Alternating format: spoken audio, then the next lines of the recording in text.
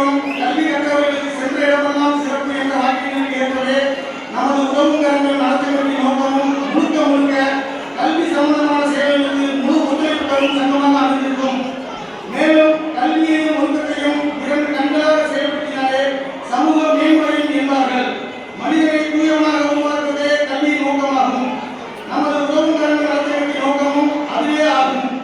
உதவும் கரங்கள் நடத்துவதற்கின் எதிர்கால திட்டங்கள் மற்றும் நோக்கங்கள் 10ஆம் வகுப்பு மற்றும் 12ஆம் வகுப்பு தேர்ச்சி பெற்ற மாணவ மாணவிகளுக்கு முதல் 3 இடங்கள் ஒதுக்குவதற்கு பரிசுகள் வழங்குதல். இரண்டாவதாக 12ஆம் வகுப்பு தேர்ச்சி பெற்ற மாணவ மாணவிகளுக்கு உயர்கல்வி பயில வழிகாட்டியாகவும் உதவும் கரங்கள் நலச்சங்கம் செயல்படும். மூன்றாவதாக தமிழ் மற்றும் இங்கிலீஷ் டைப்ரைட்டிங் மற்றும் ஸ்டெனோ போன்ற படிப்புகளை நம் மாணவ மாணவிகளுக்கு கற்றுக் கொடுக்க ஏற்பாடுகள் செய்யப்படும்.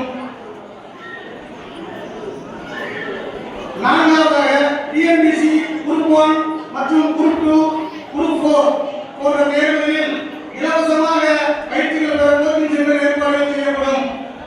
ஐந்தாவதாக மாணவர்களுக்கு டிஎன்பிசி கோச்சிங் சென்டர் மூலமாக போலீஸ் எக்ஸாம் மற்றும் எஸ்ஐ எக்ஸாம் போன்ற தேர்வுகளுக்கு பயிற்சிகள் அளிக்க ஏற்பாடுகள் செய்யப்படும்.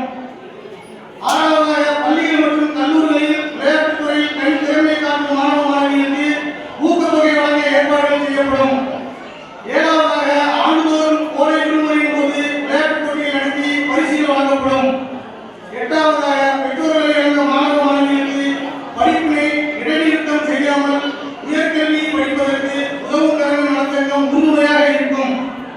ஒன்பதாவதாக ஒரு குடும்பத்தில் ஒருவராவது அரசு வேலையில் இருக்க வேண்டும் என்பதே இச்சங்கத்தின் முழு நோக்கமாகும்.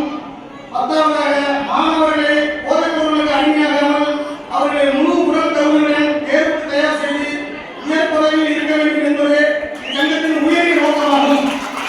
நன்றி, வணக்கம்.